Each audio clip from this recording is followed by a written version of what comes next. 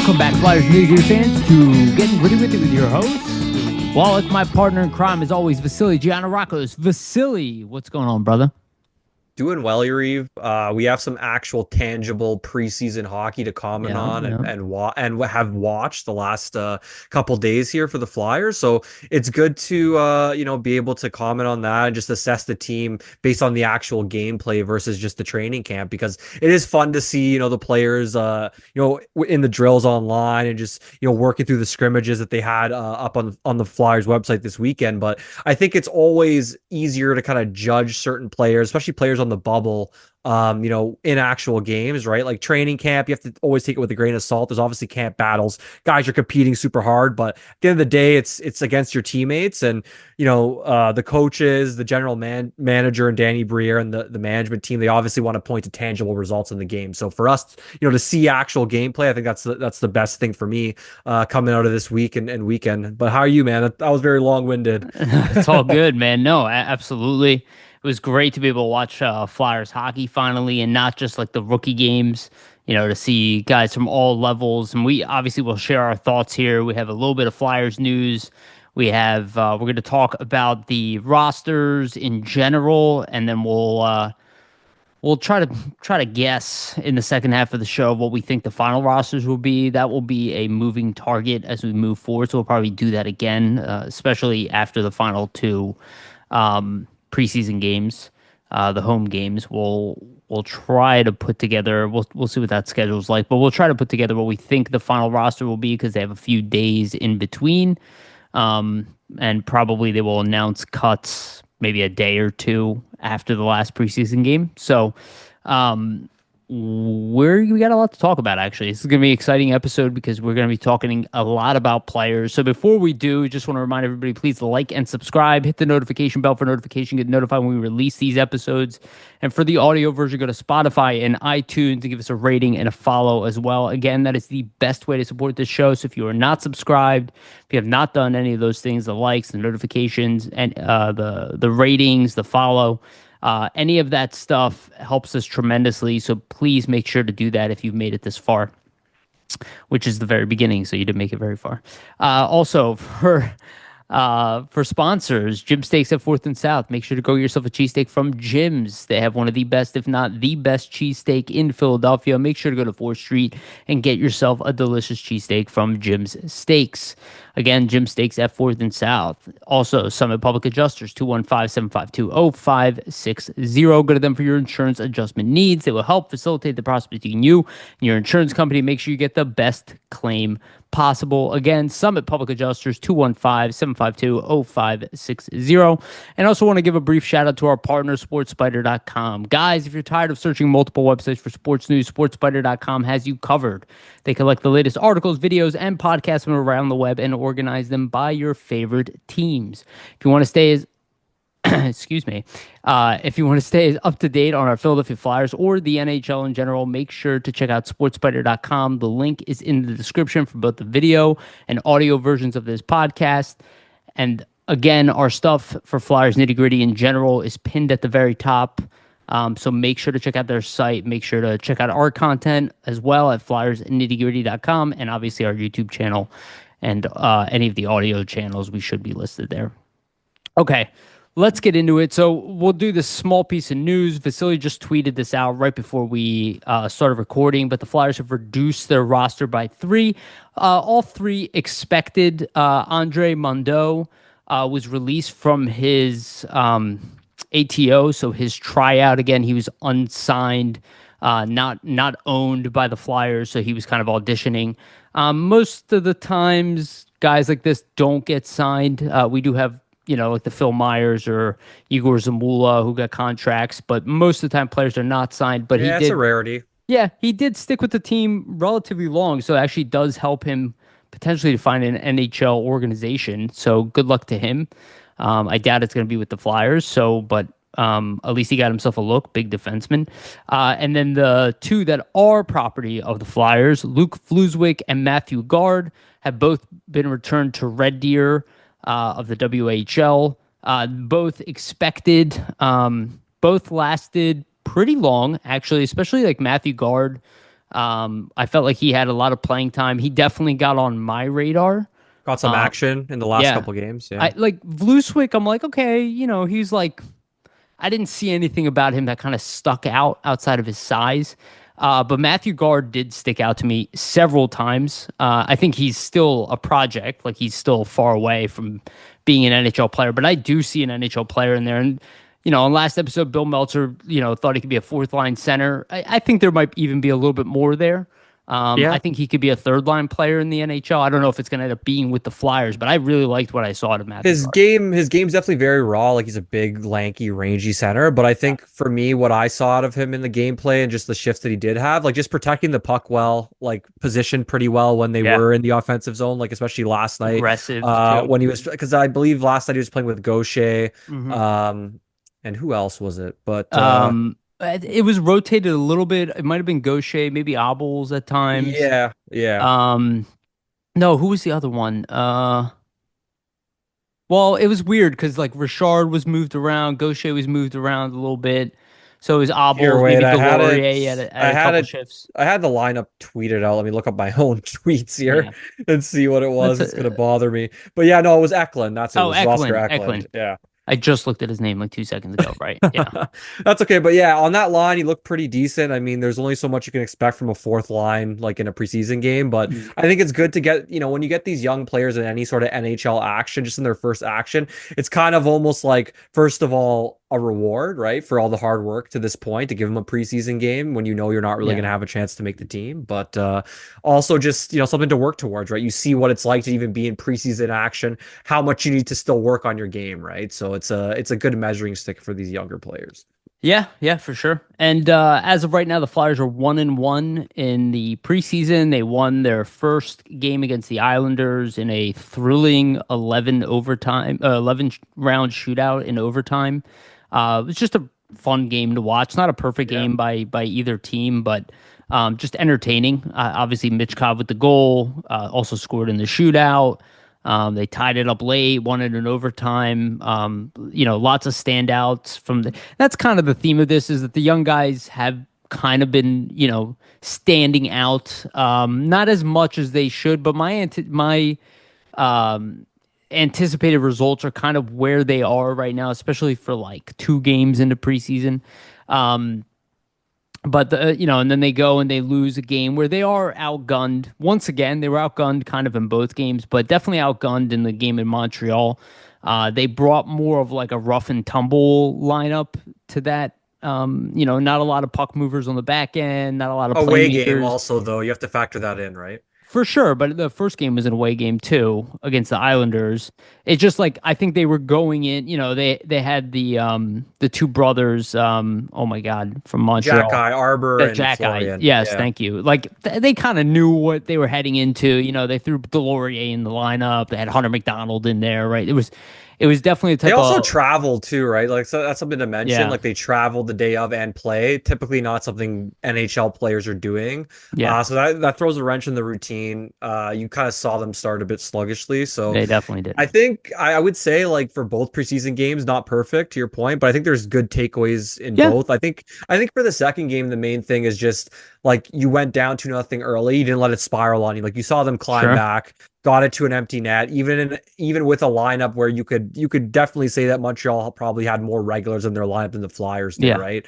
You saw the guys on the bubble like a bump, like a Luchenko have some flashes. That's kind of what you're looking for, right? Kolosov looks solid, so not a bad outing for them. Yeah, no, I agree. I was actually thinking that while I was watching, I was like, oh, it's almost a shame they started so slow because, they actually are playing all right beyond the first period. The first period was kind of bad all around. The first thing I think maybe we should just loop this in here. So Sam Ersson was at least stated by Rick Tocchet that he was supposed to be playing the entirety of the game. He was pulled after the first period. There is speculation online that the Flyers are kind of lying. The Flyers kind of corrected the statement, at least through sources. Jordan Hall had the first kind of announcement of this. But that, it was not necessarily the case that Ersson was supposed to start the whole game, that the plan was just to give him the first period. There's like some conspiratorial suggestions at this point that the Flyers are lying. I'll say this one, if you look at that second goal, it wasn't a good goal. Like it wasn't like it was a savable shot, but I also didn't think it was that egregious for the second goal. Like I didn't think it was like, oh my God, like the guy is wide open at the hash marks. Like it's not like, it was like a floater from the corner and it's like, like No. the Bjarnason goal in the rookie game, right? Like that's like, dude, that's 100% of the time that shot needs to be saved. This was like, okay, you probably want that one back, but the guy shouldn't have been open there, with Yeah. such a clean shot at the net. And then the first goal is obviously not a problem. I also don't see a world where why would the Flyers lie about it? Why wouldn't they just be like, yeah, we think he didn't have it, he didn't look ready, and we pulled him? Like I've never seen them hesitate to say a player, like a player, like Yeah. we didn't, try. The excuse I think would have been if it's just an excuse. Oh, I wanted to spark the team, you know. But like just to be like, oh yeah, miscommunication. I think it makes sense because even Tocchet and we saw Tortorella say it. Like he's like, I don't really focus on the goalies, you know. So it does make sense that there's room for miscommunication. That's my whole point. To be like, Tocchet thought that he was supposed to play the whole game, but Dillaball actually just wanted to give him one and then have Kolosov like play the remainder of it, right? Like, they're obviously playing Kolosov. You know what I mean?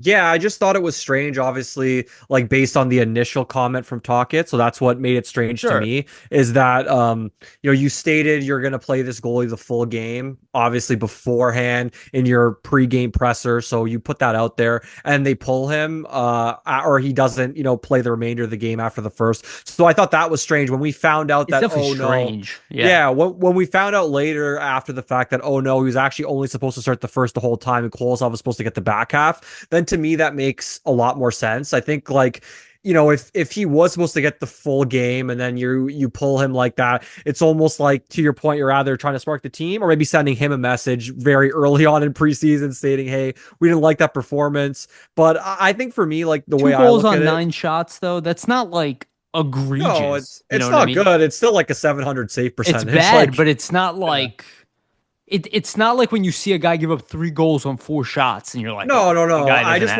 it. I just wanted to finish off and say that like the second goal is a bad goal. Like, it's not the worst goal. Like some goalies, you'll see them give that up sometimes. It is what it is. I think it's the first, preseason action for Ersson. I don't think anybody should really blow it out of proportion. Like there's still lots of time to round into form. He's gonna get full games in the preseason, before training camp ends here. So if you see him in those full games, look and struggle in the same way and he looks bad, I think then there's reason to panic. At this point, it's just one period. I would say he probably would have liked to start off better, not the start he would have liked, but as a goalie, you have to move on and forget, right? It's all about the next Sure. shot. So we'll kind of see how he progresses throughout the It training camp. I would say Kolosov, like in terms of the goalies, like I think he's looked pretty good in the three yeah. periods. Like Yeah. I thought last game, like against Montreal, like in the third especially, they were ramping up some of the pressure. He made some decent saves. Like for me, at least what I've noticed the first couple games from Kolosov is not overcommitting as much, it seems like in the net. I feel like there were some points last season where he would overcommit a He's bit. kind of flying Um, around in there, yeah, being a little too exactly. acrobatic. Yeah, where now he kind of seems a little bit more composed, and that could come with nerves too, right? Like you're a goalie playing your first action in the NHL. It's a very, nerve-wracking position to be in sometimes. So I think maybe just getting that first taste last season under his belt, you're kind of seeing a more composed version of him. It's still really Yeah. early, still not even, a couple games in, but Sure. we'll kind of see how he progresses. But I like what I've seen so far. Yeah, yeah, yeah, for sure. And again, like you can make the alternate case with Ersson where it's like, to your point, you made a point about like, oh, you want to see how the guy responds. You can, if the coach really was like upset, you could be like, okay, well, it's preseason. It's not a must-win game. Let's Let's put him see how back he in. responds. So that does kind of tell me that it's like, no, this was clearly the plan, and it was just miscommunication Yeah. between Dillaball and Tocchet. And if you go back to when Tocchet made the announcement, like he didn't even remember who was starting. Yeah. So he was like, oh, who's starting in net again? Like, so there was all kinds of room there for miscommunication. Not a good look. I can agree with people on that. Like, it was like a stumble from the organization, but I don't think it's that big of a deal. And I don't think it's as like conspiratorial. Like I did see No, no. like Brody online being like, "Oh, this is a reminder that the Flyers have two backup goalies." It's like everybody needs to slow down with everything. First of all, it's preseason. Even when you see a guy do really well, it's preseason. Temper your It expectations. all Yeah. yes. Slow down. Everything slow down. If you made any kind of determination on any player beyond like whether you think they'll make the team or not, you know, like making predictions of what their season will be like or their overall Yeah. career, which is even crazier, just slow down because it's probably not accurate and you definitely haven't seen enough. So there's a reason why like the lines are being rotated and we're going to be going through that stuff because Yeah. there's a lot of interesting little subplots in there. Um, so before we move on to the roster battles, two things. Want to talk about a quote that you found and you sent to me earlier about, and you can read this out about Konechny talking about Foerster, and just pretty much like it almost echoes. I think it was Charlie O'Connor that asked this question, but they were talking about like Sidney Crosby and how he brought up Forrester. And we knew about this in the Yeah. offseason already. About So, Forster's growth in general, basically. yeah, and his maturity and just, the way he's kind of coming off. And the one thing that went under the radar is that he also mentioned Noah Cates, that Crosby also talked about Noah Cates, which nobody seems to be talking about. But again, similar ilk of like the professionalism, the great two-way game, the hockey intelligence that clearly both of them have in strides. We always talk about like Sean Couturier, but we have a couple of young guys who are kind of thinking on that level as well. And obviously, it was really nice to hear from both of those. But then Travis Konechny was asked about that specifically. Do you want to go through that, Vasili? Yeah, sure. I'll read the Konechny quote. I'll bring up the Crosby one as well, just to give everybody the Sure. context. Yeah. But yeah, so Konechny stated on Forster's growth. It pains me to talk about him. I'm staring at him on the ice. I know he's going to be talking about it. No, he's just a player that I think is overlooked by a lot of people, and someday people are going to be worried about playing against him. So it's obviously funny. He's giving him a little rib there, saying, "I don't Yeah. want to kind of, It's TK for you. yeah, Yeah. exactly. I don't want to give him too much of a compliment, or else he's gonna, get this big head." But yeah, I think it's just interesting in terms of Forster with that quote, and then it kind of plays off like conversations that Talkett had with Crosby this off season. So Talkett confirmed that when he had calls with Crosby essentially was stating that he liked Forster's game a lot, like that he was really smart player, strong in the puck, things like that, just really really good details in his game. So yeah, like to have a player like Sidney Crosby, who's probably one of the best ever to play, kind of give you that type of praise, it shouldn't go unnoticed. And I think Foerster even mentioned in his interview as well that is really really cool that to get that type of praise from a player like Crosby, obviously. But yeah, I think for Foerster, it's kind of crazy, like in terms of maybe how the fan base might overlook or underrate him a little bit. Like, 20-goal rookie season, 25 goals in a sophomore season. Most players who do that have a pretty high trajectory in terms of where they're going to go with their point totals and where their career is going to go. And I always take it back to like when Foerster got drafted, Dale Hawerchuk, the late great Winnipeg's Jet Forward, kind of mentioned that Foerster was a player that he saw a lot of talent in and thought that he was a lock as a first rounder. And some of the other draft pundits who worked for Sportsnet that were talking about Hawerchuk's comments didn't have Foerster, as a lock to be a first round pick. So I think it just kind of shows that he's been doubted a lot, even coming up throughout his career. So something that he uses probably as a chip on his shoulder. But I think, yeah, like to your point and to Konechny's point in the question, I think he's just a guy that does get overlooked a bit, right? Like he's not a prospect or like a young player that you see like national media or national pundits really talking about, right? So Yeah, no, and that's been kind of my impression of him for a couple seasons already. I've been very high on him. I've talked about him being like he's on my no trade list. Like yeah. I said outside of Mitchkov, he's like the one forward where I'm like absolutely not. Like you're not touching him. I do see him as like a top line potential player. In the NHL, like that will do it all. The physicality, the goal scoring, the Yeah. defensive acumen, the digging in the corners, right? The same reason why a guy like Mark Stone in his prime was valued so much. Like I see a lot of that in Foerster. So it's like, it's nice to see that he's getting the recognition from players around the league. And when players are noticing it, it's even more important than when you hear it from the. It definitely is more important than when you hear it from the media. Well, yeah, Um, because they're playing against him in games. They're also seeing it in yes, games. Like for Crosby, like I said, like one of the best players of this era, maybe ever in general, in terms of the NHL. To say he liked Foerster's game in the World Championships. I mean, he played on a line with him, so he would know, right? Like yeah, he probably saw him doing things just in terms of like getting it on the forecheck, just the way he's positioned. Like, hey, this kid's really smart, and he's only 23 years old, right? yeah. I remember my buddy Anthony Merrigan, who's he runs Roller Dad. He's been one of my best friends since like sixth grade. He's been on this show a few times. I remember like way back in the day, he's very in the hockey community. He knows a lot of D1 athletes, like guys who have been in the AHL, ECHL, stuff like that. And he was like talking to guys. This is way back in the day about like playing against Crosby, and they were like it. They were just like talking about like you have no idea how good this guy is. It's like Yeah, guys of playing course. against him. They're like, yeah, Yeah. you see it on TV. They're like, he is impossible to beat. Like playing against him, like you revel even as a professional, like in his skill and speed and the way his brain operates. It's like we see it on TV and we're like looking at kind of ants, playing each other or whatever.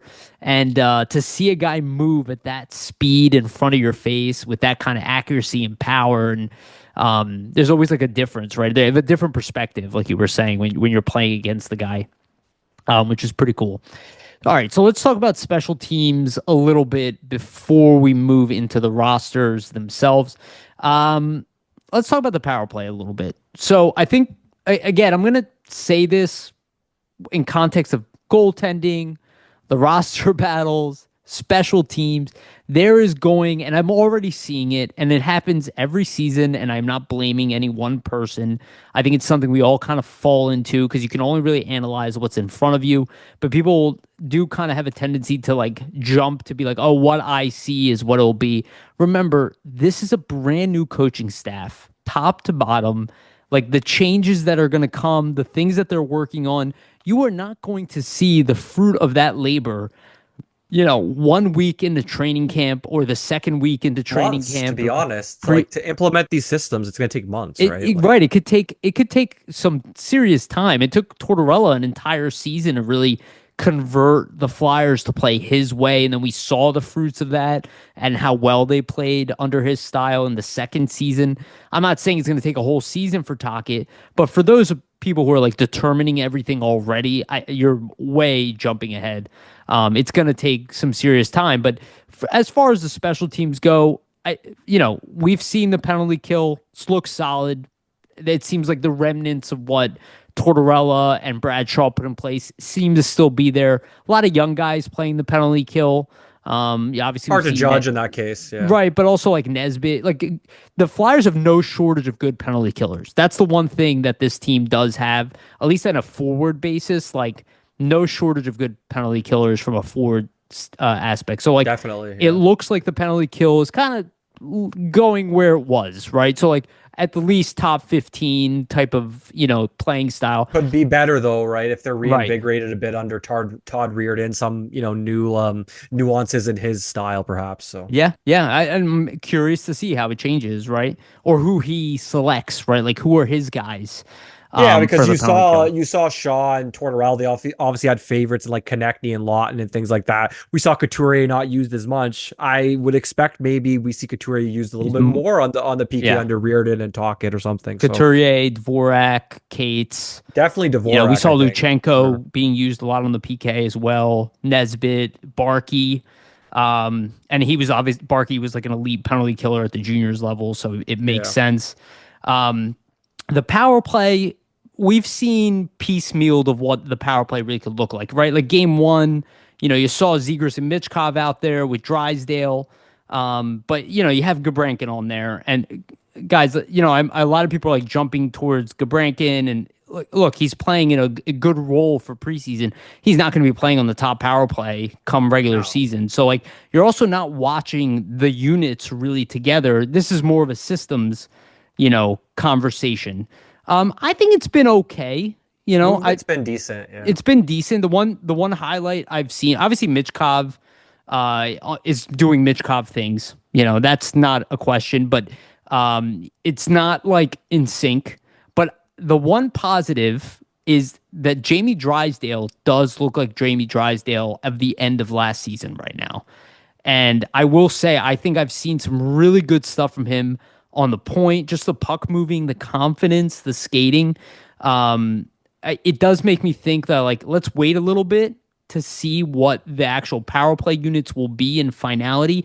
Though I think we know the first power play unit. We've seen it a little bit already, which is what it's funny because it's exactly what we guessed in the offseason, which is not that surprising. And it's going to be a combination of Couturier, Zegras, Mitchkov, TK, and Jamie Drysdale. And on the surface, that's what makes the most sense. Maybe that'll change as the season goes on. Not sure. The second unit, we're not entirely sure. It looks like it could be Sanheim or York. They might rotate them in there.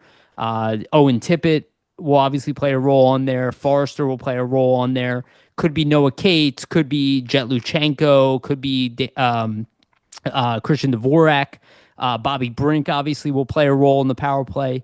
We're not entirely sure, but it'll probably be a rotation of those guys to start the season on the second pairing. But I thought it looked okay. It hasn't been a net negative yet, which is a plus, I guess. And considering I mean, they got a power play things, goal last game, right? right? So you can't say it's been the worst. I think the first game, like, you can't really look at the first preseason game and be like, ooh, they never scored a power play goal. Like, shame on them. Like, it's the first action these guys are seeing. It's going to take some time for them, first of all, to get on the same page, because it's a lot of different players in preseason that might not have played with one another, new faces on the team as well that might have not played with one another. Right. So this is the whole point of preseason, right? Gain the chemistry, where a guy's going to be, figure that stuff out. Also, Talkett's power play and how he wants things to run is going to be a lot different than what the power play of the past regime was. So these players are not going to have that down in the first couple of days of training camp, and even the systems in general, just aside from power play. Like, it's going to take some weeks here to really get things implemented, and have guys kind of go back into that muscle memory, because there's going to be certain things that this coaching staff implements where it's like, when this happens, we want you to do this and do that. And it's going to take guys to fall, for that to fall into place, like, naturally. It will just take time and game reps and just training camp reps and all that. Yeah. Like, I wanted to get into just like more of what Talkett mentioned about the power play in the presser. Yeah. He first off stated that next week, like, the goal is to be working on power play every single day, and that's kind of how he wants to first of all see what guys have chemistry and what units make sense as we go along, and kind of use those in the preseason games based off what happens in practice. But also to just start to implement like what he wants to see, right? So for me, I think the movements look better. Still super early, but Talkett stated in his presser that he knows they need to improve.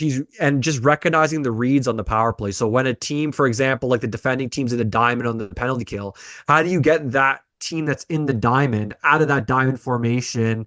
How do you get them moving around, for example, to open up passing lanes for yourself and your power play to make plays, right? So it's more like getting the players to react in the right way in certain situations on the power play. Like when a certain defensive scheme comes into place, whether it's a diamond or another defensive schema, like, how are you going to react as a power play and move the puck around to combat that, right? So I think for Talkett, it seems to me just like he wants players to make reads in the right way, and when certain things are happening on the ice, he wants them to do certain things with the puck, obviously.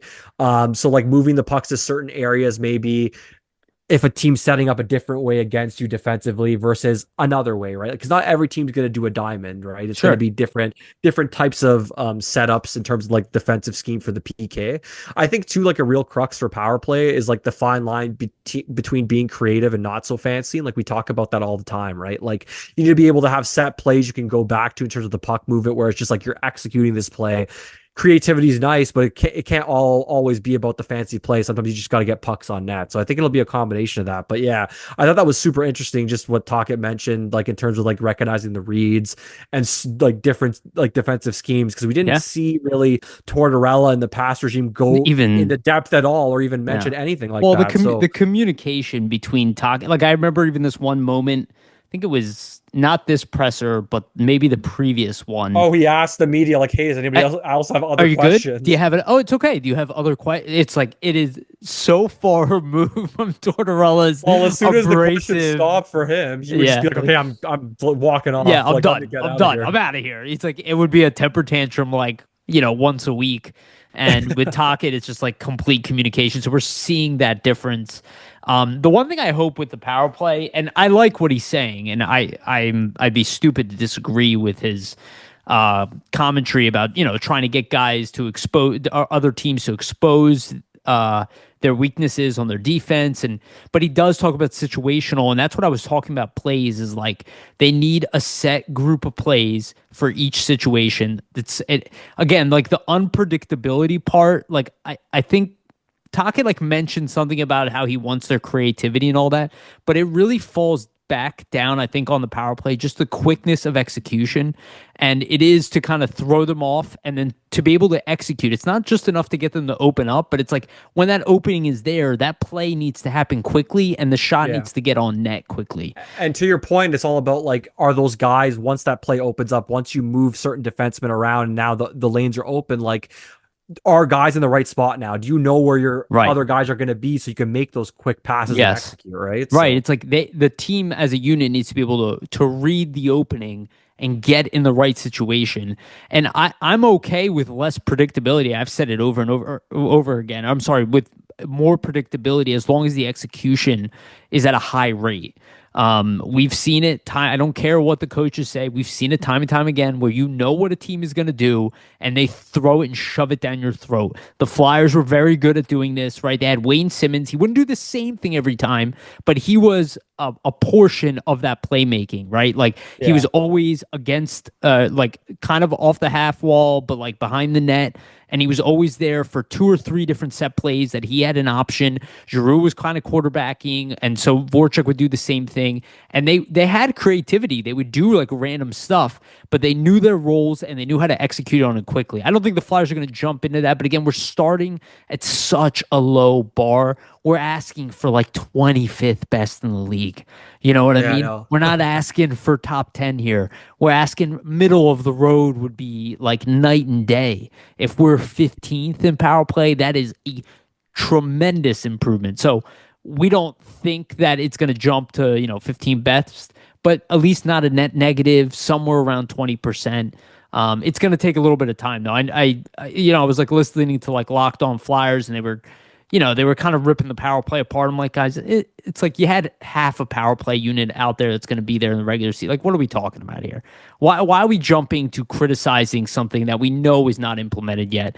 And then they were like upset that they never heard that there's going to be 2 coaches running the power play with Yogi and Verady. And it's like, I don't know, man. Like my experience in the career world, and I'm sure you have too, it's like most things are a team effort. Most things, like even though there's like a power or like a penalty killing coach like Brad Shaw, he did not work with Tortorella on the No. PK, right? It's like there's always going to be, you want to have somebody to work ideas off of and get feedback from. So I don't know. I personally don't see it as a net negative that there's 2 coaches focusing on the power play. We know how bad it's been, and Yeah. both guys have experience being power play coaches, If Brady and anything, Yogi. if anything, extra attention on the power play, and I mean, Right, exactly.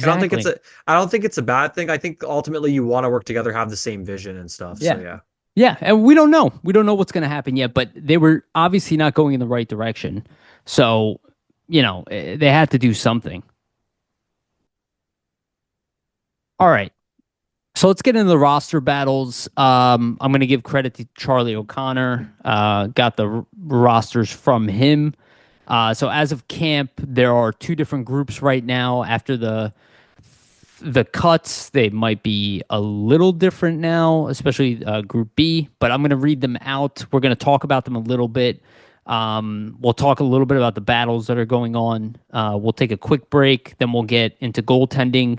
And then we'll talk about trying to figure out the final lines, and we'll do a screen share for that with the Puckpedia interface as usual. So, Group A, and this is anticipated. This was Charlie O'Connor's guess, and I assume that he is correct on this if you just look at the names in these line combinations. So, Group A's combinations. Top line being Bump, Cates, Konechny. Second line being Gabrankin, Luchenko, Tippett. Third line being Barkey, Nesbitt, Kaplan. Fourth line, Delorier, Gauthier, Albals. The defense, York, Grands. Second pairing, Yinning, Zamula. Third pairing, Gilbert and Juleson. Um, should I read it out or should we go? Let's go through A first, and I'll read out B. Yeah, let's go through A. Like we could maybe talk about like the lines, what we think of them. Yeah, Also, like players that like are on the bubble, I guess. So yeah, for sure. Well, we'll read it out, and then we have a whole battle thing afterwards. So let's go through the what we have, and then we'll go through like the battle portions, like in the all right, awesome. after we read both sets. So the top line, Bump, Cates, Konechny, surface level. I like it. We thought that there was a chance that Cates could play with Bump. We don't know exactly where Bump would fit on this roster as it is. He is a left wing, and we kind of have a lot of right wingers converting to the left wing too. So it's nice to see like a left hander there. I think on the surface, having Cates as the top line C for this game with Bump and Konechny, interesting mix. I like it, and it seems kind of realistic. Like whether Bump makes the team out of camp or not, even like later in the season as a call up, they want him probably in that top 9. So Yeah. either playing with TK or Cates at some point seems very realistic, right? So it kind of meets that double, that pattern that Taka was talking about. And the one thing I want to comment, and you'll see it in both, they're trying everything. And I love Yeah. that. That is my favorite thing about all these lines. Well, They're trying that's what everything. I wanted to mention that as well. Like you're seeing these lines for Group A, you're gonna see some different combos we're gonna read out for Group B. Like at this point, like you said, right? Like they're not afraid to put certain combinations together that we haven't seen before. I think that's what you want to see from a coaching staff. You want to see 100%. them be creative because if you don't, first of all, how do you know if something won't work or will Yeah. not if you have not given it a chance? Now's the time to do it. Now's the time to see if guys have chemistry with one another, especially in preseason games where it doesn't count because It's you the know best time yeah, to do like it of the a season. worst case scenario, they don't play well. Well, at least we know, hey, these guys don't have chemistry together. We tried them out in a couple preseason games. Let's try another, mix of forwards or lines And maybe in the next game that, tries a different look or maybe brings out different skill sets from certain guys playing with different players. Like I think for Bump Cates connecting to your point, like for me, you're seeing guys in the bubble, like a guy like Bump that might make the team playing with NHL regulars that have been on the fly for seasons. So for me, that just shows that first of all, the coaching staff is giving him a real shot here and saying, "Hey, we're putting you with guys that are in this lineup regularly. We want to see what you can do with these types of players." At your side, and if you impress, that's going to give us a bigger indicator of can you hold your own with these players in the regular season, right? So I think it's an interesting mix with Case and Konechny. Obviously, Case and Konechny, lots of experience playing together, so we'll kind of see how Bump works off of them. But I thought Bump looked really good with Couturier the last game, so I'm kind of interested to see how he when they moved compounds. him up the lineup, though, right? Yeah, And exactly. so this is my comment on the second line. And also just to your initial point, this might be the only time in the year where you're going to have all of these guys actually available to be practicing together, right? And Eventually, you're going to have trying all this stuff, right. yeah. So this is really your only window to do it. So the second line being Gabrankin, Luchenko, and Tippett. I mean, the Luchenko and Tippett makes a ton of sense, right? Luchenko's a playmaker. They're both lightning fast. I think Yeah. Luchenko is the fastest skater on the team. In the organization, quite frankly, he is like ridiculously fast, especially on the first step. Like it is insane. But I like the combination, right? You have like I guess the more power forward guy in Gabrankin, and then like Tippett's kind of combination of a power forward and like a sniper with the speed. Luchenko's the playmaker, and what I like a lot here is you were talking about Bump showing a lot better with Couturier, which is maybe somebody he'll play with in the season. The line they put together last game of two young guys with Bump and Luchenko, and then Delorier. While I don't think it's necessarily, I hate to shit on Delorier because I actually really like him. Like I value what it is that he does bring, but you are trying to test Luchenko in a top 9 spot. Like, why are you putting him with a 13th forward?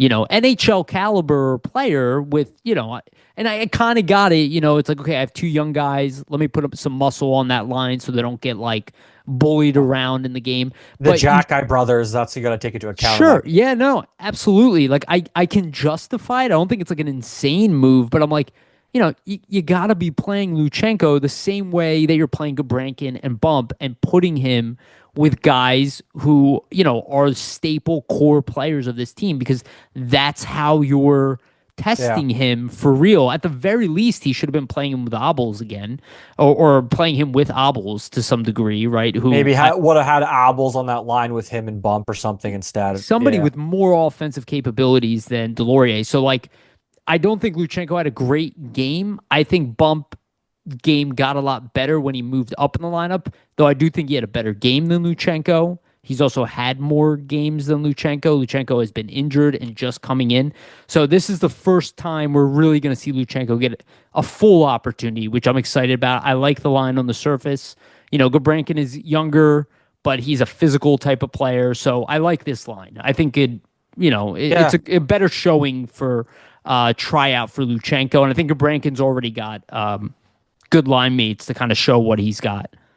Yeah, I think for that second line, I mean, I like the makeup just because you have two speedsters in Luchenko and Tippett, which you already mentioned. Yeah. And then Gurbankin can kind of be the physical presence, right? He can go to the net. He's not afraid to get in those, dirty areas like on the interior and also like wins puck battles. He play makes a lot from behind the net. And I find like when you have guys like Luchenko and Tippett that are trying to use their speed. Usually they're moving around, skating around, trying to find open lane. So I think, it'll be interesting to see if Gurbankin can find those guys. Like, if it is Group A that ends up being the game lineup, for Thursday here. So we'll see. But yeah, I like the makeup. I like the fact, to your point, like if you're gonna have Luchenko in this lineup, play him with skilled players. Like we don't want to see him, getting paired up with a guy like a Delorier. You want to be able to maximize what he can show you in these preseason games, obviously. So I think, having him with the Gurbankin Tippett combo, that would do that for me. Yeah. And then you look at like the other two lines, like Nesbitt, Kaplan, Barkey, Delorier, Gaucher, Abels.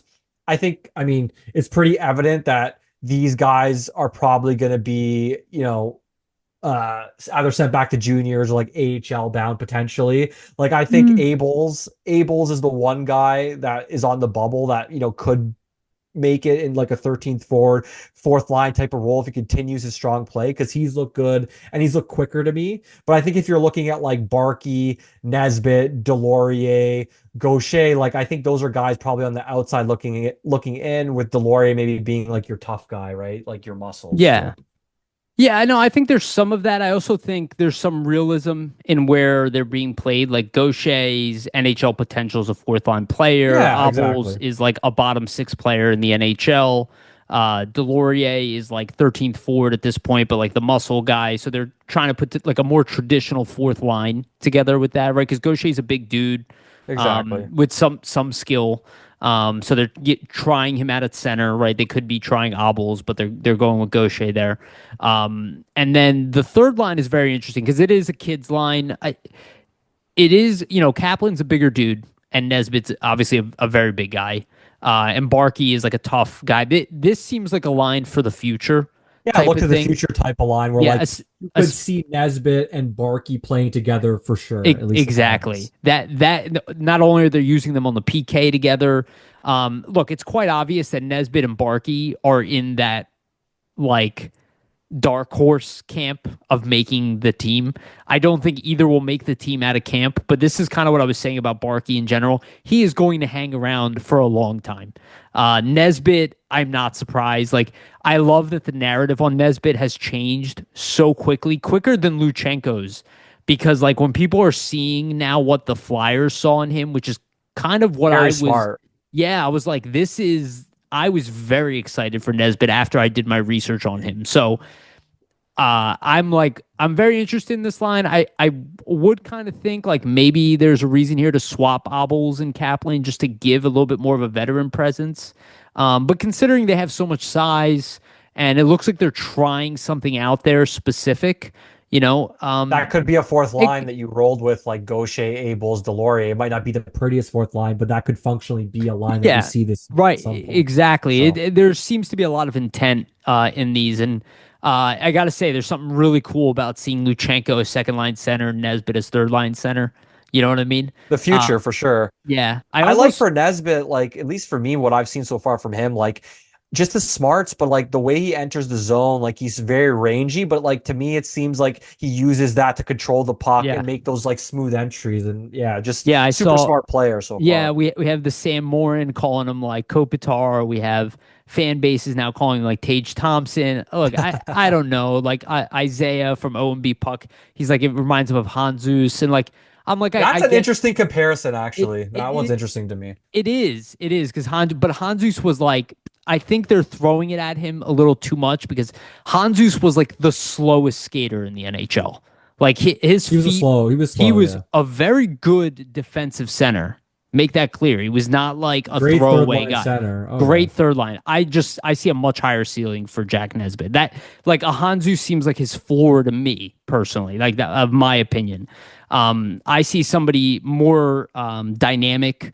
like he's like intelligent like Hanzus and has the big body, but he's shifty. I think he's going to have a dynamic game. He's really good in tight. Like he has hands. He can roof the puck. I think he's probably going to have a really good shot at the NHL level.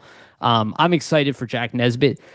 I would be interested to be like, oh, what about like even switching Barkey with Gabrankin at some point during this game to see what Barkey can do on like that speedster line.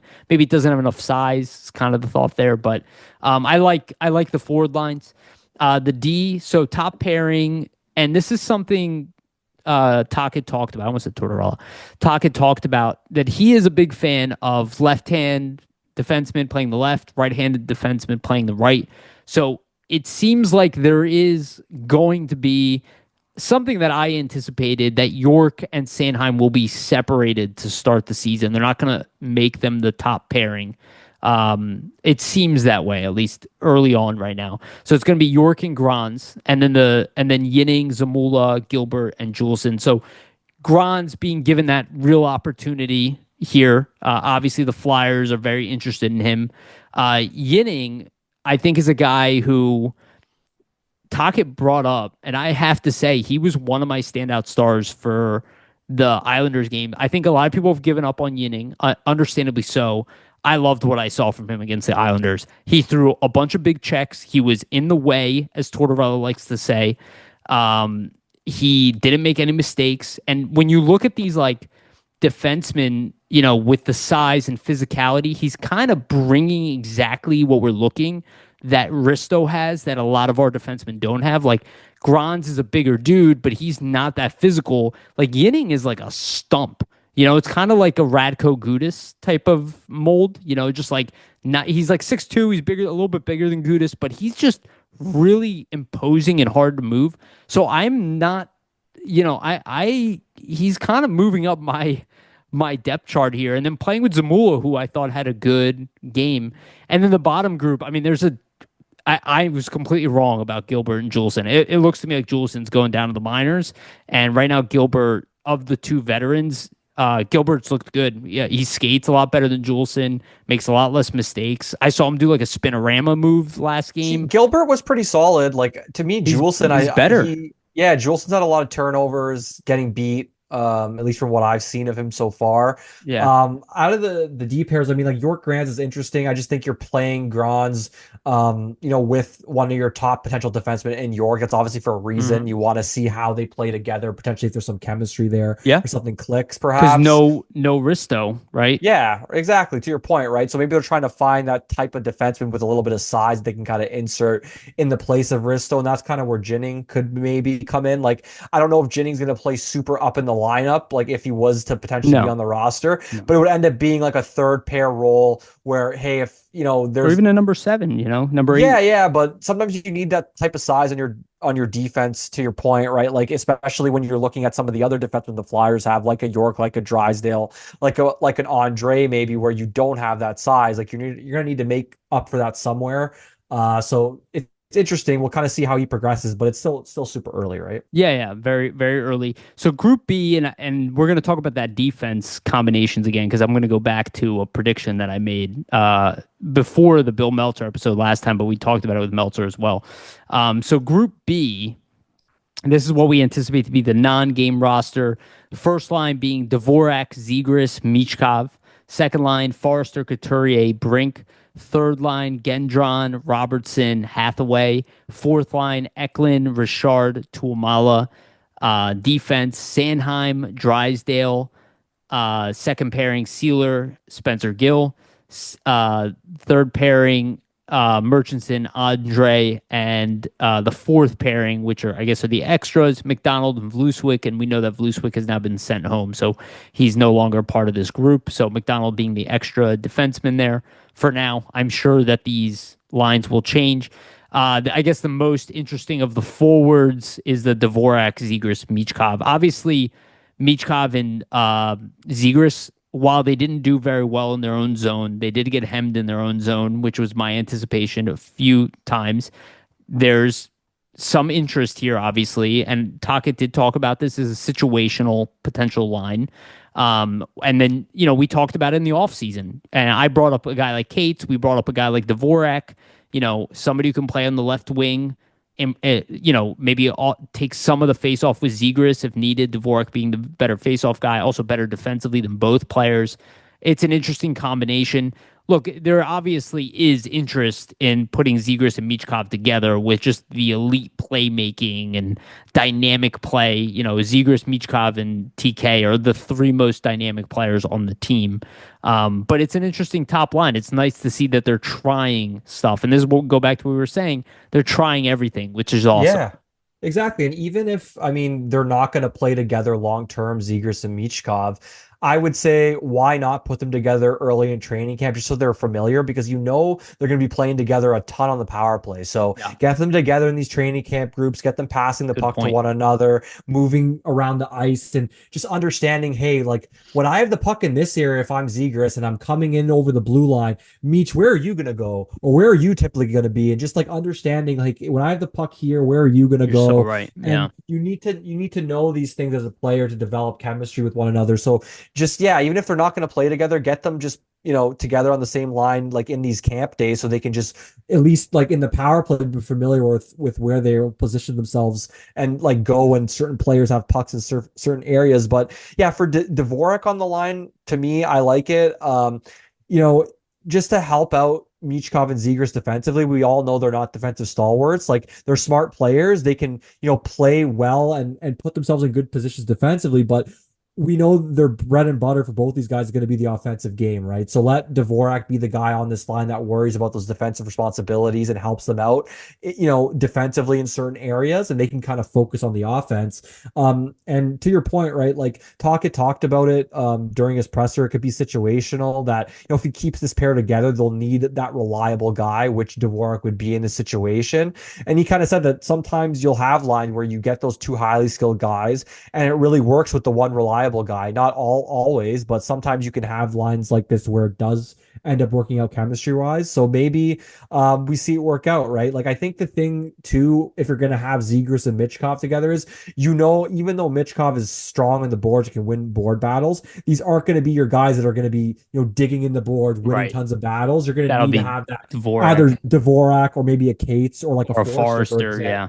Yeah, Yeah. so I think it's smart to kind of have your two skill guys and kind of your guy that you're anticipating will be, let's retrieve the puck, pass it out front to one of my skilled guys in Zegras and Michkov and let them do their magic. But yeah, Yeah. I'm interested to see the line like in actual game action. I'm sure we'll Yeah. see Yeah. it. Hopefully we do. And then the second line is, the typical third line we had last year, or second line, or whatever you want to call it, that middle six line that was very successful for the Flyers last year. Only Cates will be playing in the game, so he swaps with Couturier. Again, similar, defensive acumen, all there. Maybe a line we even see during the season. Obviously, Forrester is now healthy. He's open for contact, so he's back in the lineup fully. And it looks like Tocchet is interested. Obviously conversations with management and all that have led to this. Seeing what that Foerster, I'm sure he saw footage too, of Foerster, Brink, and Kate's line together and saw how well it worked. So probably trying to see if that's going to be a combination that he's going with. And, in the meantime, testing Couturier there. But I am interested to see a guy like Foerster with Zegras and Michkov too, even more than a guy like Dvorak. The benefit with Dvorak, though, obviously, is the faceoffs. Yeah. And Zegras has improved so far. He's above 40%. If he could just be, honestly, if you can just have him be 45%, like I think that's Good found enough. money, and Yeah. then have him, improve as the season goes along. Because I think, you have him working with a guy like Couturier all season. Yeah. We see how great of a face-off man he's been throughout his career. I'm sure some of those tips and tricks will start to rub off on Zegras. It's not overnight. Like we saw Claude Giroux go from a guy that was a winger, not the best face-off man, to one of the best in the league. Yeah. Bobby Clark used to come out and work with these guys on face-offs back in the day, right? Like that's something you can tangibly get better at the more you work at it. So I think if Zegras is committed enough, he can. But to your point, like that second line, I think it's just like Foerster, Brink, replace Couturier with replace Cates with Couturier pretty much. And yeah. But we might see that during the season too. To be honest, though, I think that could be a line that works because it'll have all the similar elements that Cates would bring, right? So it's maybe just another option. And you go back to the first line of most likely the game roster. That also could be Bump, Couturier, Konechny of a line that plays to start the season. If Bump makes the team, I think that they're testing these situations out. The third line, at this point, we're getting to like guys who probably won't make the roster. Gendron, throw somebody together. Yeah, but love that Gendron is getting a long look. He obviously has something offensively. That is without a doubt. We brought it up nonstop over the past couple of years here. He is getting a long look, and I'm hoping that he finally gets real top 6 minutes this year. We'll see in the AHL, but it seems like they're kind of open to that. It's interesting they went with Robertson in the middle here and not Richard, who's playing in the middle on the fourth line between Eklund and Tuomala. I don't think Tuomala has shown enough to really make this team, so it's like, it's kind of a throw together line, and then Hathaway we know is a staple on the fourth line here. And what his role is. So. Yeah, so that's nice to see. Now the most interesting, probably defensive pairing to me is the Sanheim Drysdale pairing. Yeah, definitely. And if you look at the York Grons, and if you insert Risto with Grons, this is what I brought up to Bill Meltzer. We obviously put these lines together at points in the offseason where I assumed that this is how they would like it ideally to work on paper, where you could have Sanheim and Drysdale's looked very good in preseason. Have that be your top pairing, right? Your best offensive defenseman with your most reliable defenseman who's got size and grit.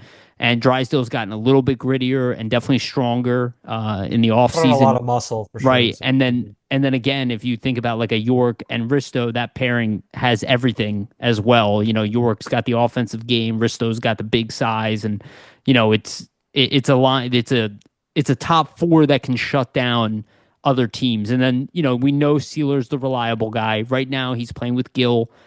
It's because they want to give Gill a long look, but let's be honest, that would be Bonk in that spot if he was healthy, but we know Bonk is not healthy right now. Then they have Murchison with Andre, which I don't think is a great look for Andre, because Murchison has no chance to make the team. And then McDonald, I think he actually, I think, played okay last game, but the discipline is still an issue. He just seems like he's going to be a project. Like he's going to take time. But I do see the NHL potential there, and I love that he was physical against Montreal and dropped the gloves and did a great job dropping the gloves against Tuck. I do love the elements that he brings, but he just needs to refine his game a little bit more. But again, that top pairing, extremely interesting to me. Yeah, I mean, I think we saw a bit of Sanheim Drysdale last season, and it didn't look the greatest defensively. So I'm interested to see that pairing in game action, just to see like now with some of the added muscle from Drysdale, because I think a lot of it last season was him getting out muscled in certain situations and He coming couldn't back from the handle the top pairing yeah, position. yeah. Yeah, And also you're coming back from that injury in the offseason, so he didn't really have all last offseason to fully train and kind of put true. more muscle on to prepare himself. So just with that, offseason to actually train, kind of interested. I always feel like when players get injured and play the next season, it's kind of hard to gauge where they're actually at, especially for a young guy in their development, because the off seasons at this point are very, very crucial for a lot of these young guys in terms of just like getting ready to play in the NHL on a nightly basis against men all the time.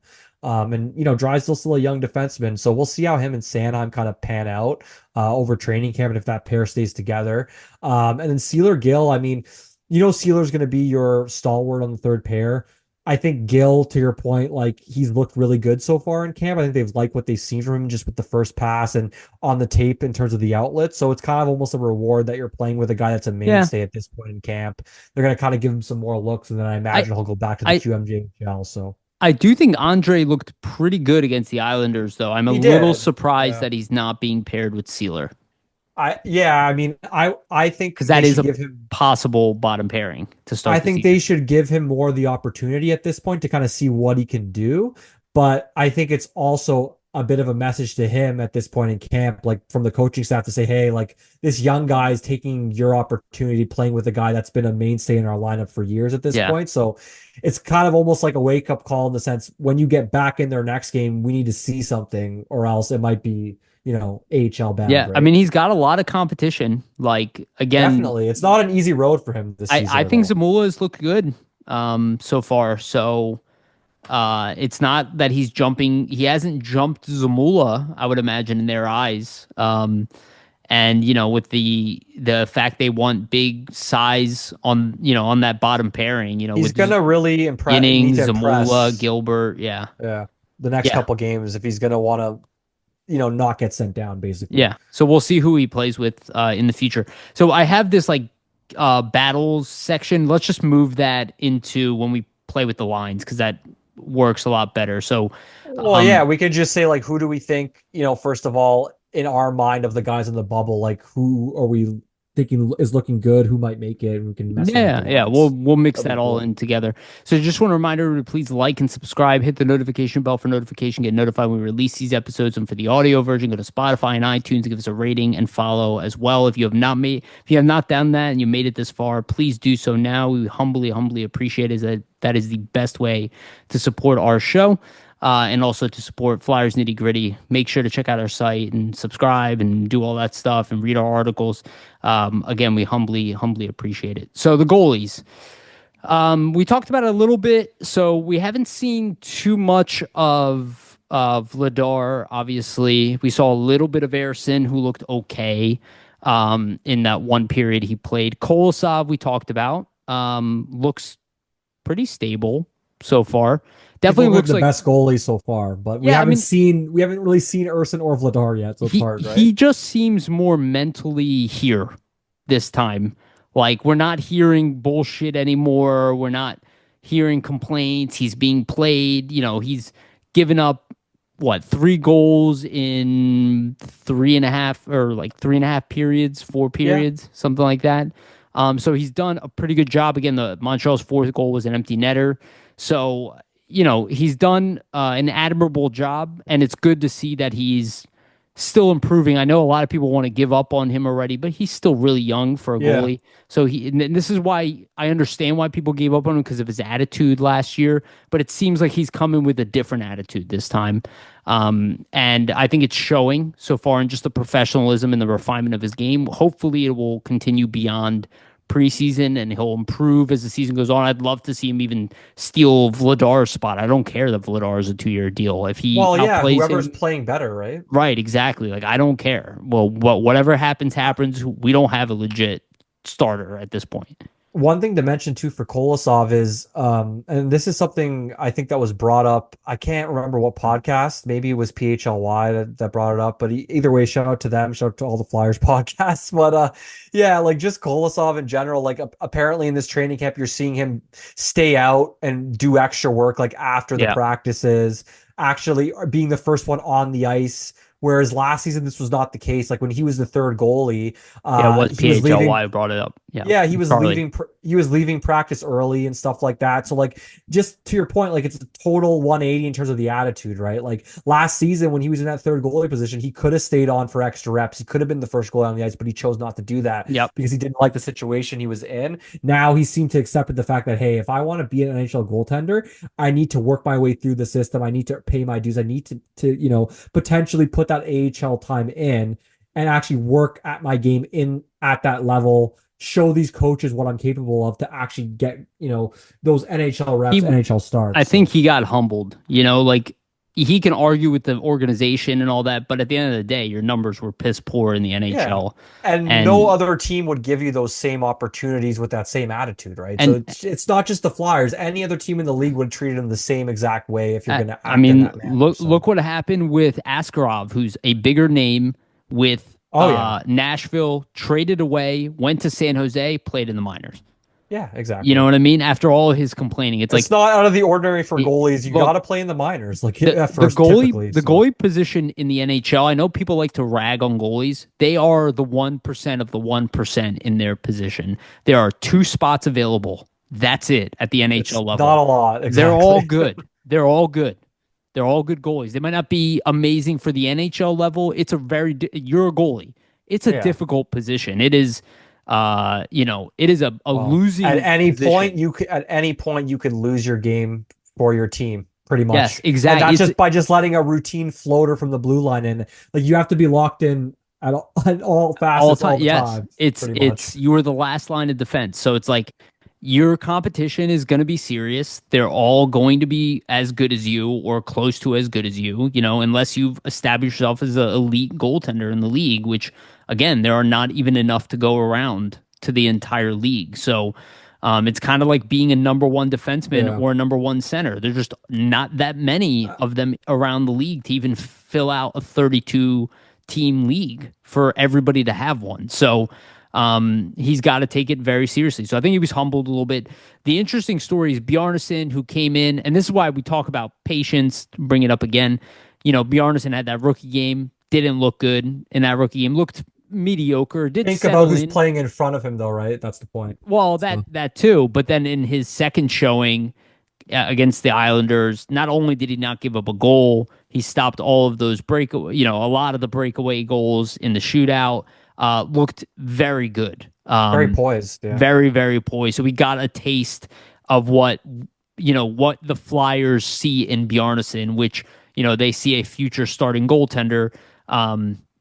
And I do want He's to, raw. He's raw, but like just as that athleticism, how he kind of shut down certain pucks, not a lot of rebounds when he came in that Isles yeah, game. Like you kind of saw the potential that Philadelphia sees in him in that game. And I think with goalies, it's tough, especially in like rookie games, because you're playing against a very ragtag group that hasn't played together much at all. So like it's hard to look good in a rookie game. So anybody kind of saying, "Oh, Bjorn doesn't look terrible in that game," it's like you can't really judge much from that. Like at least get these so it was guys like his that first game in like 3 months or something. yeah, but just think about like those pairings on defense and those players. Like they never played together before. Like at least when you're getting to this Isles game, you have some semblance of guys that might have played together or guys that are, have AHL experience, the guys that have pro experience. Yeah, Usually as a goalie, the more structure the that better. is in Yeah, front of you, the more structure that you're in, the definitely. better you're gonna look. So Yeah. And also, I had this at the very end of the show, but since we're talking about goalies, let's just loop it into this before we get into our final segment. Igor Zavragin is back to his old ways. He did play one game in the VHL this season. He put up under his numbers in that one game are .97 goals against and a .964 save that's percentage. wild. Yeah. It's because he played a little bit. He essentially won the game in overtime. Um, so that's why the goals against are slightly under one. But he has played 3 games for Ska at the KHL level. He has a 1.66 goals against and a .949 save percentage. I did just see a highlight video of him stopping three breakaways in 25 seconds shorthanded. Wow. So shorthanded attempts, and he stopped all three, just constantly coming at him. Still looking like a very viable goaltending prospect. Yeah, and if you consider with how good Bjarnason looked, we know Carter Hart's moving on, and we have a lot riding on Zvragin and Bjarnason right now because while yes, Kolosov is young, Ersson is pretty young. Vladar is not even that old, right? He's kind of just like in his prime right now. We don't necessarily have like a star go. Even Ersson, like if he becomes what we hope, it's not necessarily like a top five goalie in the league.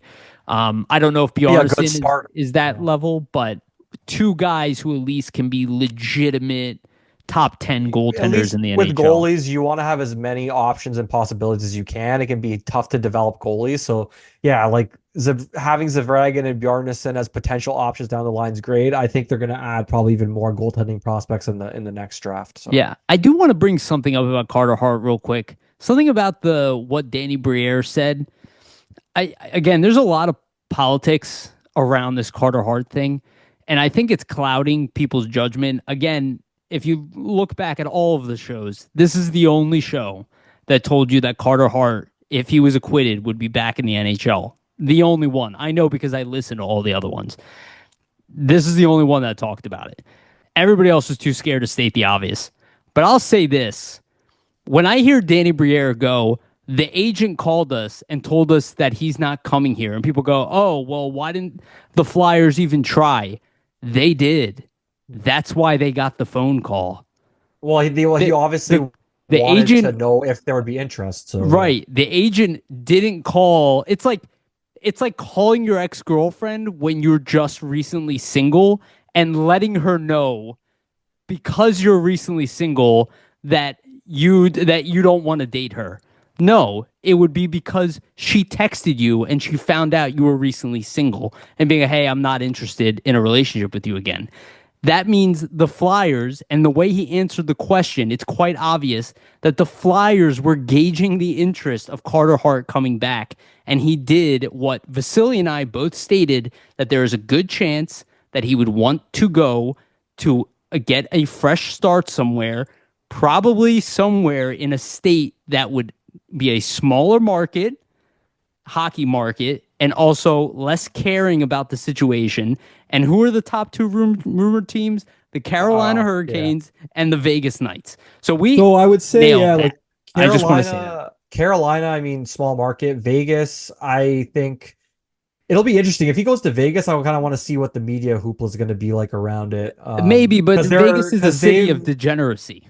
no, I know, It's but just because literally they've Sin City. just because they like have been a top team, like they're cup winners. So I'm just kind of Sure. interested to see what happens. But either way, like to the point, like I think he had the complete choice. Like he wanted to go to contenders, so he's gonna pick some Yeah, good teams to I, go to, right? I Like totally. And again, the fresh start makes sense. Like we saw, there are people here who support him. There are people here who don't want him here. yeah. Why not go somewhere where people don't know you as well? You have this kind of. It's not going to go away. This story for him in his life, probably for a while. So why not go somewhere where you can get a fresh start? I totally understand where his head's at. I just don't like that people were like, "Oh, the Flyers are not interested." It's like, no, no, they obviously were. That's why the agent called him. And Yeah, of Briere did course. a very smart answer, being like, "Hey, they let us know he's not interested in coming here. Well, they try to do Why their would due he?" diligence. They try to Right? do Of, their due diligence. of Yeah. course, of course, they were interested. Of course, they were interested. He's better than all the goaltenders they have. Of course, they were to Yeah. some degree interested. They were. He was their property. They lost him for nothing. Yeah, They got yeah. nothing for a RFA that they developed as their prized goaltender.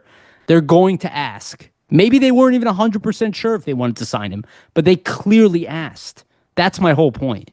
They obviously asked. The agent wouldn't have said that to them, unprovoked, right? Like Yeah.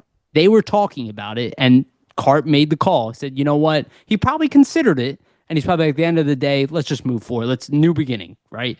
And I totally understand that. I totally understand why any player would want that after having controversy where they are. Um, yeah, just wanted to bring that up because it was on my mind and it wasn't on the topic list, and I was like, I got to get that out. Okay. Sounds good. All right. Yeah. All right. Let's move on to our final segment. I'm going to share my screen. All right. So what I did is Vasili. I didn't show you this prior, but all I did was just grab all of the players that I thought had a chance to make the team. I Yeah. have no idea what the lines are going to be. I'll be honest with you. I was like, let's just try to figure it out here. Um, I think it's still too early for us to really It's know. Yeah, it's hard to know. Like, I think for me right now, just looking at this, like we know the obvious names that are on the bubble here. Like it's Grabenkin, it's Lachenko, it's Abels, it's Bump. Um, I think Deloria is going to be more of a 13th, 14th type forward. I think they don't want to have him be in the lineup on Yeah. an every night basis. I think it's pretty clear to me. Like, if I'm talking about so far who's impressed me the most, it would have to be Grabenkin. I think Okay. he's looked really good in the rookie game. I really like that Zegras, Michkov, Grabenkin line. They weren't great defensively, but that's not what you're looking for from that line necessarily, or wanting to see what they can do offensively. So I've liked Grabenkin. I think the role that he's kind of been put into is like that physical presence on the lines he's been on, but still physical presence with some skill and can still play with your skill guys and keep up. And then for me, Bump, like he's had some looks, right? Like last game against Montreal, a couple scoring chances, 6 shot attempts, 2 shots on net, doesn't score on the breakaway, but makes a nice move and almost beats Kakinen. So for me, those are the two guys that are standing out the most. Lachenko, I've liked his speed. It's only been one game for him though, so it's hard to really comment. Like he didn't have the best showing in that Montreal He game. didn't If he's play in the gonna rookie games He either, didn't play in right? the rookie game, so it's kind of hard for me to be like, "Ooh, one game for Luchenko doesn't look great. He's not going to make the team." Like, I think we got to wait and see. But for him to make the team, he's going to need to show more than he has so far, which is that's evident, Yeah. obviously. And Um, it's almost a shame that the game he did play in, the team didn't play well either. You know what I yeah, mean? Like they exactly. also weren't on their best game.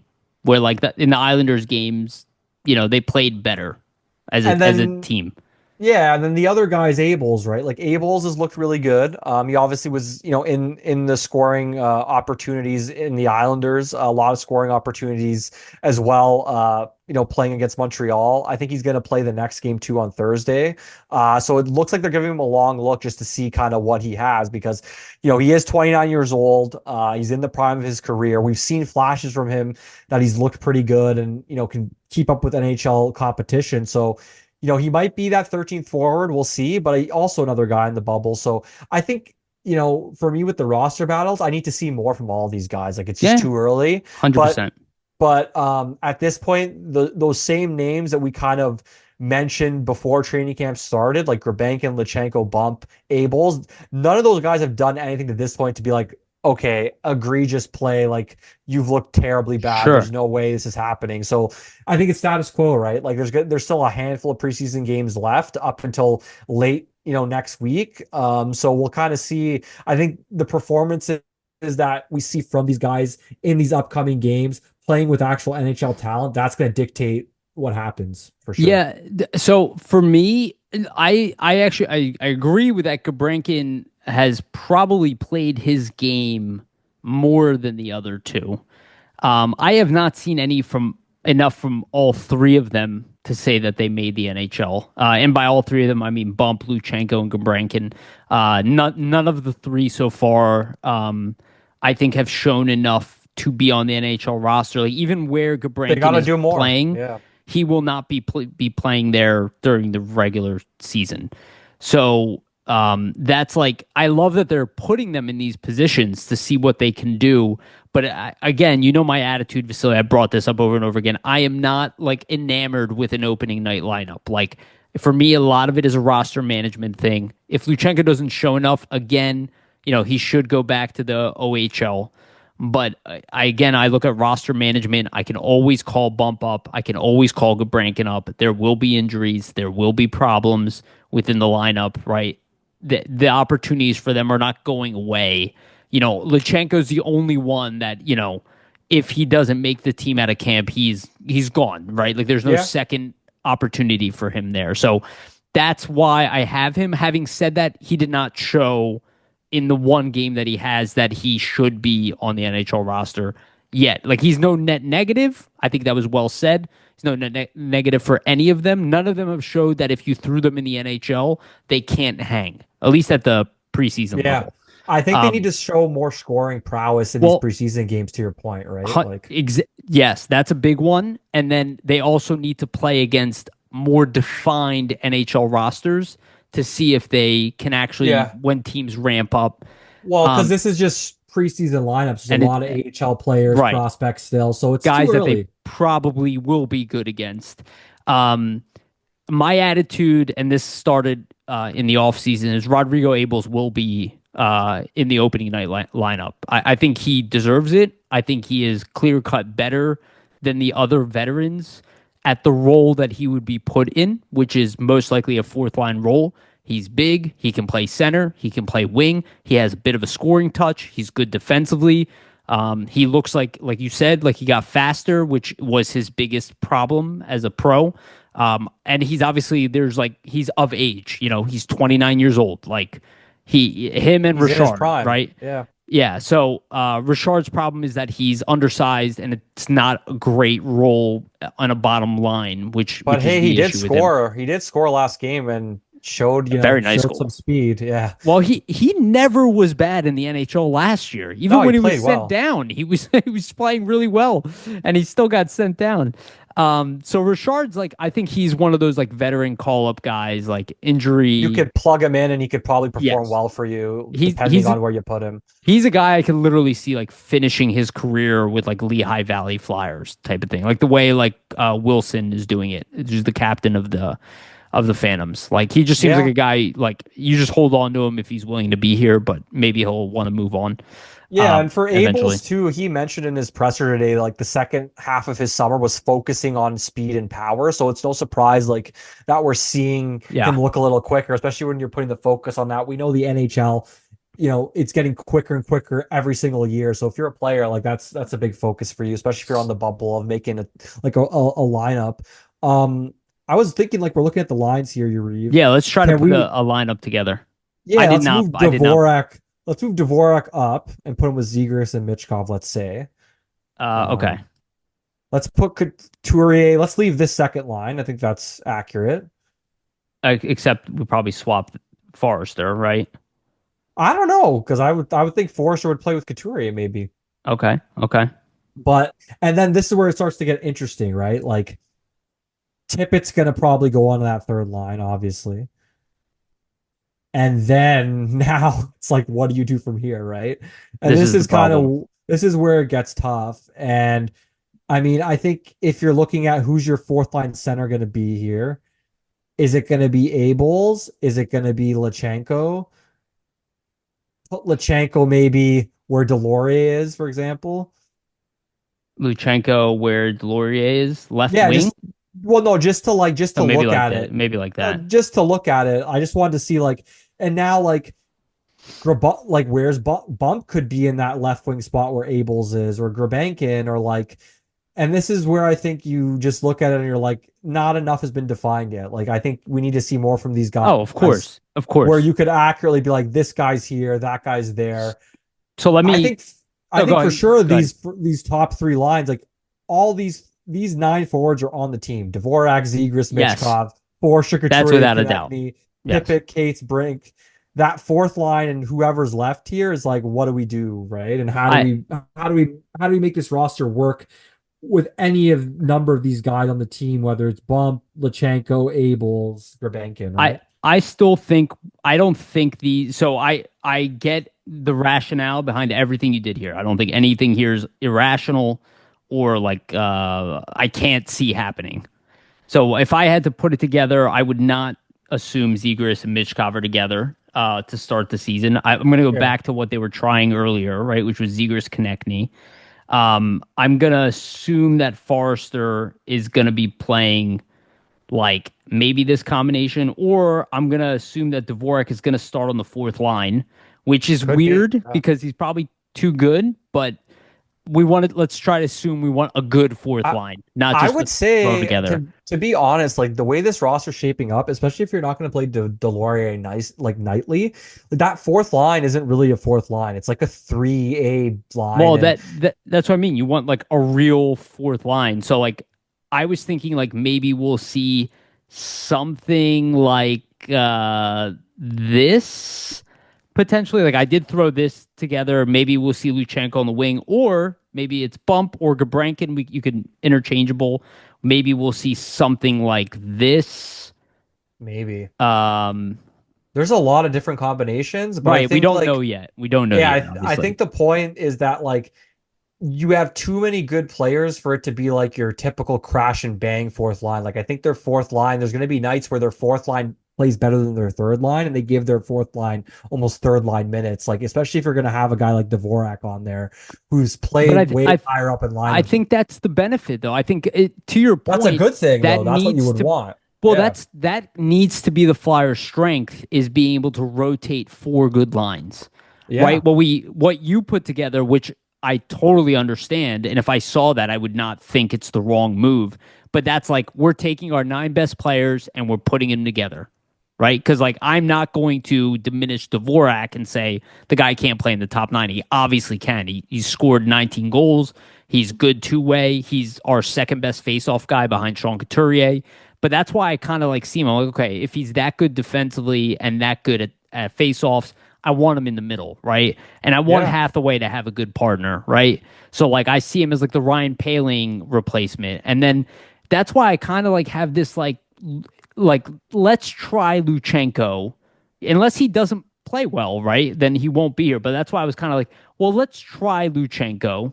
You know what I Yeah. mean?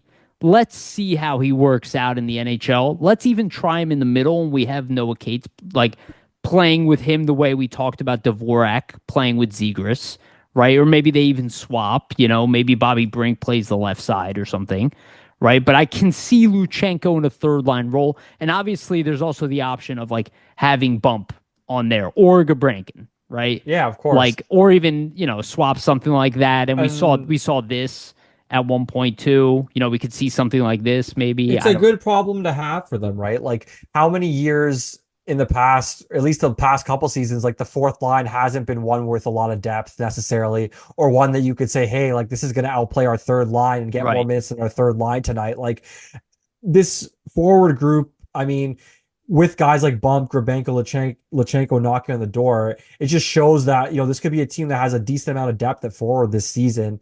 Because when you're looking at the makeup here, and it's tough to put the lines together because we need to see more.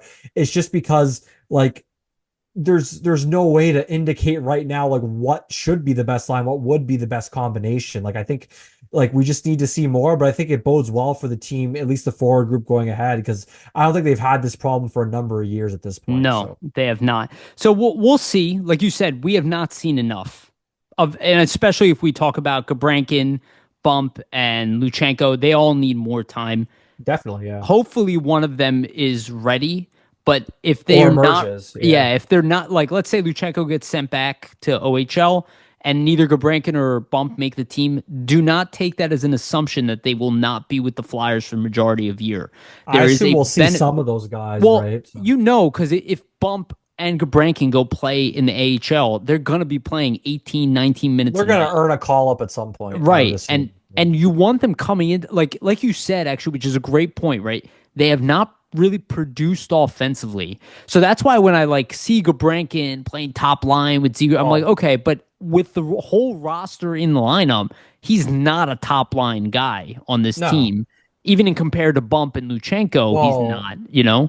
I'm just Um, thinking to Brink, right? Like when Brink made the lineup, when Foerster made the lineup, like being rookies, these guys were scoring in preseason games, but it's only been one or two preseason games, so there's still a lot of time and opportunity for them to put points up to score in these positions when they're getting put with top of the lineup mhm. players in these games. So I think it's just a wait and see. Like I think if they, to your point, if we don't see them score, like over the next 2-3 games, it probably puts them at jeopardy of making the team because you need to be able to put up some sort of scoring prowess and show that you can, put some pucks in the net or at least assist on certain plays to actually, cement So yourself in an NHL lineup. So So I completely agree with you. That's why there's always in the back of my mind where I'm kind of like, even if Luchenko doesn't score, though, they might be like, we're just going to give him, we don't know what's going to happen with him in the OHL. We'll give him the 10 games again. yeah, exactly. Whatever. Let's give him time. He missed the off season. He didn't get to play as much as the other guys. Like we really want this to work, so let's see if it pans out. If not, we'll send it back to the OHL. He'll play World Juniors or whatever. It's a shame he can't go to the AHL this year. It's obviously the That's right probably the spot for perfect him. place for Yes, to him. be playing top six in the AHL is like perfect. But let's give him a little more time to see what he can produce without, again, not playing that much, dealing with the injury and everything.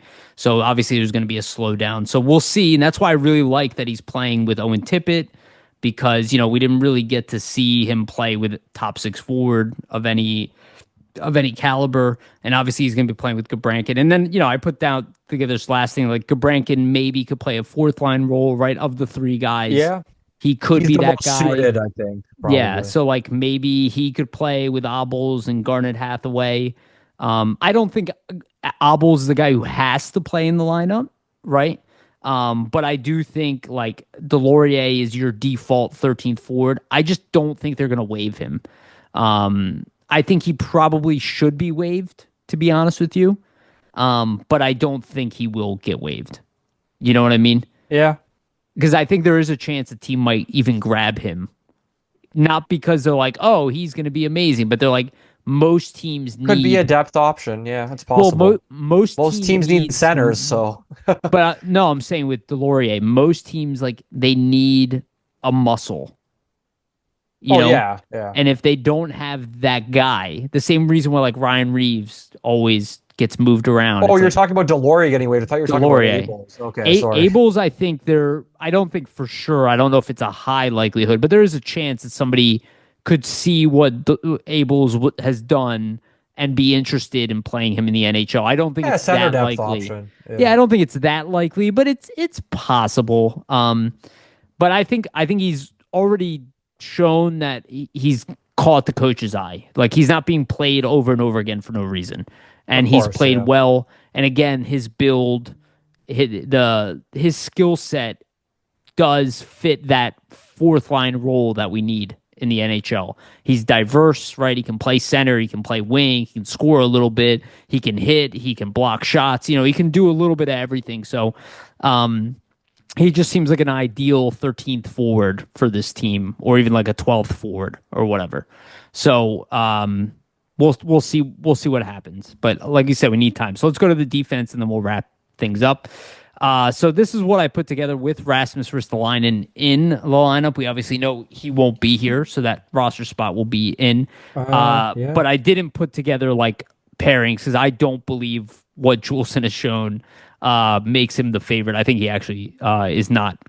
I mean, maybe Tocchet favors him, but he has not played very well. I I mean, I think it would be probably Zamula just by default from what we've seen. Like he hasn't looked bad. He's been in the NHL. Like I So don't think they let's would. take Risto out, right? Because Yeah, he's not just going to to be be there. accurate. Yeah. So Um, yeah, and then like I think at this point it's going to and be then Bonk's whoever. injured.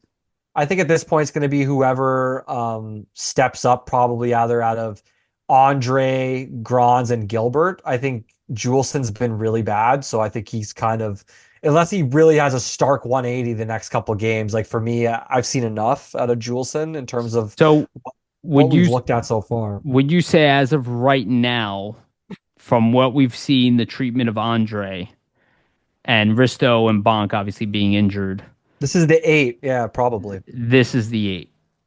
And it's unfortunate because I think Andre has a lot more to bring to the table, but just seeing them pair him with Ty Murchison, Spencer Gill being with Sealer in Yeah. that B group, it doesn't bode well for him, right? So I would love to see And I Andre even get say back. this is the seven, right?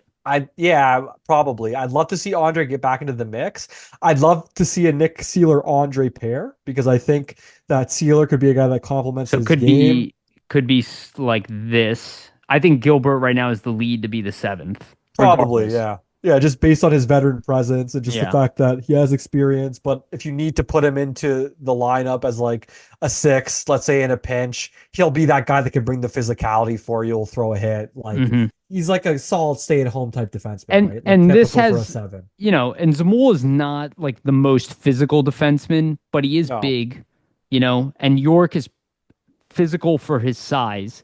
So maybe a Zamula York pairing could work. They're not physically undersized, at least. Yeah. I think that's why they're trying I Grons. I think they're I would hoping say that, though right now like Grons has the edge on Andre and Zamula has the edge on him as well. So like I would yeah. say Andre's your outside man kind of looking in I think terms of I this. think even like Gilbert's got the edge on Grons, but they just see him as Yeah. like a seven. Well, I don't know if they want to play him nightly, whereas Grons you get the benefit of that experience and just Yeah. progressing your game. And where do they see him a couple of years from now, right? So give him those reps. I think this is pretty accurate, like without Ristolainen in the lineup. I hope Andre rebounds because it's still super early in camp. There's a potential for him to have a really good next couple of games and put himself, back on the radar here, but he's gonna have to show something, right? So So we'll let's see here. let's say Risto comes back, okay, and Yeah, let's say that's our top four. And again, we're making assumptions. We have no idea. How do we see this as the seven then?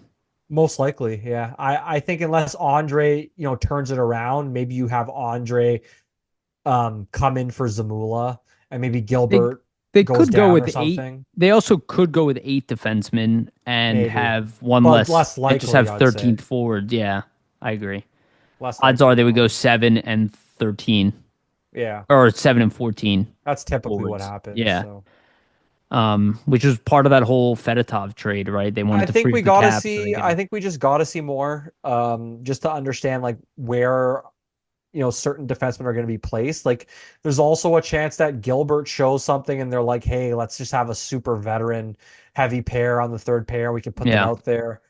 Who knows? But yeah, probably this is the six. Like I wonder Sanheim, if they could do Drysdale, Sealer, York, Rasmus Ristolainen, and Zamula, what. unless we What see about a Sealer some sort of York? change from Andre. I mean, maybe they've tried Zamula and Risto in the past, but I just don't No, know. Like not even I'm that. not It would be like without Risto because he's gone. okay. Fair. I mean, it's possible. Like I don't like Sealer in the top pair or not top pair in the top four role. Really, I feel like sometimes he gets Because overexposed. he's a But one-dimensional defenseman too. Like he's got no yeah, offensive game, you know, which yeah. I is mean, Zamula can outlet the puck a lot more. I mean, it might be something they try, but yeah, I think it would probably be. Um, I'm I always mean, trying to balance the physicality with the mobility, I feel and the like it would probably offensive. be Zamula or Grons in that spot instead of Sealer, but who knows? Yeah. Yeah, I don't know. I don't know. I We do got to see think some more, I think, from Grons too. Like he has not cemented himself either. It's just like they seem to be playing him with guys that are they're trying, potential. yeah, the Yeah, like intent is being shown for sure. he's playing with guys that have been on the roster for years at this point. So yeah, Yeah. like they're trying to see something and see if it works. That's for sure. Yeah. Okay. I think the Yeah, we goalies don't are know. pretty self-explanatory. Yeah. That's yeah. We should have a good idea of what the final roster will be Not next by week, but the game. week after, I'd say. Yeah, leading up to going home for the preseason games, those final two games, because I think there's a 4 day break Okay. in between games. It's We'll 3 or 4 definitely days we'll definitely between do away and this. home. We'll definitely do this exercise again next week, just because I think it'll be interesting how the roster and like what our perceptions change like as the next couple preseason games go by. Because I Yeah. think even one game could change my opinion right now on some of these guys just because the sample's so small. Like it Yeah. has been really not a lot of preseason action. So especially for guys on the bubble and guys trying to impress to make the team, like that's where they're going to impress is in these games. So Yeah. I think by next week, like this whole makeup and what we're saying could potentially change, which is the fun part, right? Yeah. Yeah. And I think for the forwards, right, like they still have a few handful of games, and a guy like Luchenko, like, you know, Luchenko and Bump too, like And Grabenko, they're all Branken, going like to have to show stuff to make this team they all need to put up a little bit of points, They all score a need to goal, be part of the offense. set up a So play, something yeah. like that. Otherwise, how can you make an argument that they're not better off in the lower levels to the very Well, least gain momentum? yeah, You yeah, know what yeah. I But mean? to Going your into point, the like NHL. if you're not gonna put up goals right now in these early preseason games against not fully NHL Right. fleshed out rosters, you're not gonna be putting up points when you're playing a full lineup of NHLers, right? Yeah. So like you're gonna need to see something offensively from And these guys. yeah, and they have top six goals for Luchenko, top nine goals for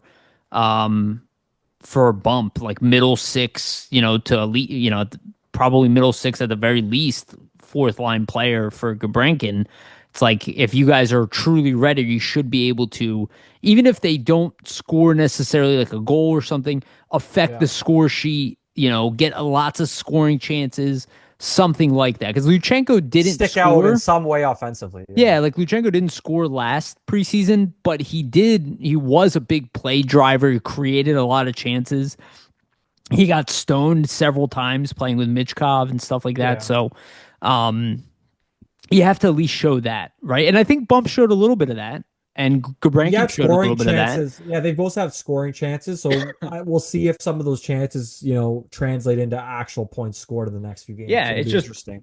will it be better for their NHL season if they start in the AHL, get the momentum going, and then come up to the NHL and replace somebody, and maybe the Flyers have trades that they're working on or something. Who knows? But inevitably somebody's going to get injured. It always happens. All right, I think that's it for us, my friend. Anything you want to leave our audience with? Yeah, it was fun. No, was a fun episode. Good conversation. Just for everybody listening, please check out flyersnittygritty.com. There's articles every single day. I'm gonna try to have some season preview articles as well before we start up on the 7th here. So yeah, keep an eye out, everybody. It's awesome. Yeah, thank you again, everybody, for listening. Just please like and subscribe, hit the notification bell for notifications, get notified when we release these episodes. And for the audio version, go to Spotify and iTunes, give us a rating and a follow if you can. Again, that is the best way to support this show and to help myself, Vasili, Jamie, Rob, the team behind us, and the content that we make. So make sure to check out our website too at flyersnittygritty.com and check out our social pages, Flyers Nitty and, our Instagram and all that stuff. We truly appreciate it. Also, shout out to our sponsor, Jim Steaks at 4th and South. Make sure to get your cheesesteak from Jim's. They have one of the best, if not the best, cheesesteak in Philadelphia. Public Summit Adjusters, 215-752-0560. Go to them for your insurance adjustment needs. They will help facilitate the process between you and your insurance company. Make sure you get the best claim possible. And shout out to SportsSpider.com. They are our partners. They aggregate sports content from all over the internet, podcast videos, articles, everything. And again, our stuff is pinned at the top from flyersnittygritty.com. So make sure to check them out and use them. They're good. It's a cool site. All right. Thank you, everybody, for listening. We love you guys. And remember, always stay